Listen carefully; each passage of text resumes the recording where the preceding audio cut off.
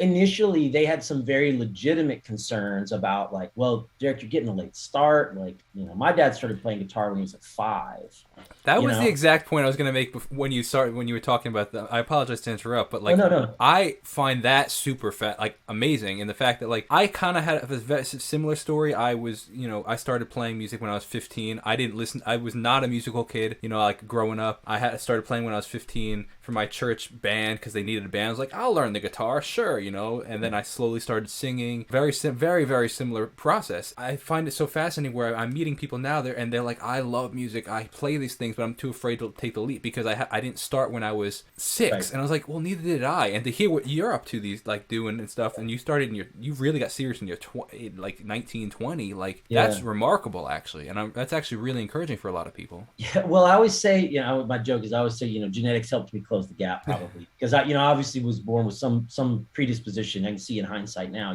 But what I was gonna say was, that was and this ties in, I think those were some of their legitimate fears that they had, and they just know from their own perspective, they know how hard of a business it is. Like Exactly. they knew Yeah. how competitive it Yeah. was and how challenging it was. And these are it's kind of again the opposite of most people. A lot of people come from families and they don't know how the music business works, and their idea of a guitar player is like the guy that plays at the bars on the weekends. But my parents knew exactly what it was, and they were fearful. And I think the second That's and so. I, It's such I an think interesting perspective. But I I think the can totally second see it. and the bigger fear that they had was this narrative and that they had in their minds that maybe, okay, Derek kind of struggled in college and he's kind of waffling a little bit, and maybe he thinks this music thing's just going to be easy and that he can do that because we do it, or that somehow we're going to help him, or that we'll be able to help him, which they knew, of course, wasn't the case. And it was actually, for me internally, it was actually the exact opposite. I knew how good they were. I had a very, very real understanding of where the bar was,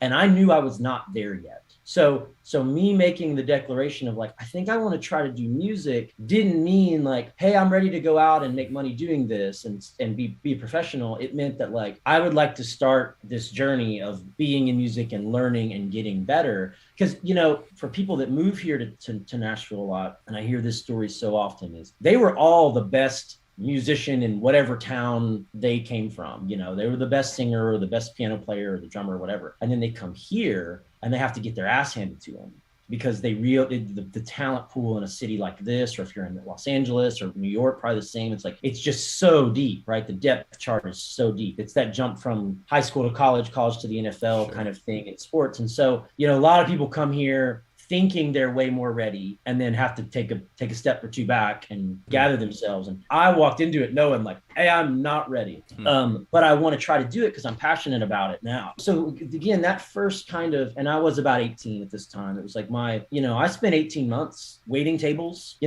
My dad was gracious enough to let me live in his basement for rent free. I just kind of had a little car payment and like a cell phone bill. So my overhead was low and I waited tables, and that like year and a half, I didn't hang out with friends. I didn't have a girlfriend. I didn't do anything. I waited tables, made as much money as I could. I used that money to buy myself gear, one piece at a time. I'd make enough money to go buy a little delay pedal, this and that, and do the thing. And I just practiced, man. I would just all day, every day. And after a few months of that, my parents started to kind of see like, okay, he's being serious about this. Like he's, because I was living at home with my dad. So my dad knew like, man, this kid's like, I hear him playing when I go to sleep, and when I wake up, he's playing, and so they started to kind of then like whisper like, hey, if you're serious, you should probably go get it. There's a book about the Nashville number system. All the musicians here use it. You should probably go get it if you're serious about this. Like, Is that okay, different than the normal number system? no, it's just kind of what we call it, here.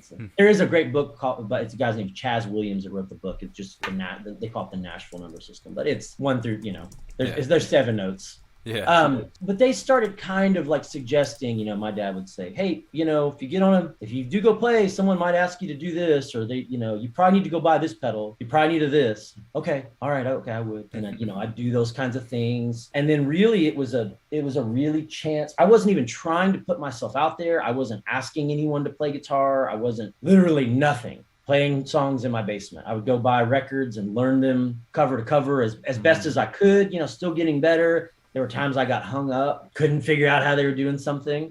And at this point, 95% of it must have been still by ear. There wasn't like ultimate guitar at that point, you know, like Oh, dude, yeah, it was all yes. by ear. No, you couldn't get Exactly. on the internet and look up tab. YouTube didn't Exactly. exist. None of these things. It was just rewinding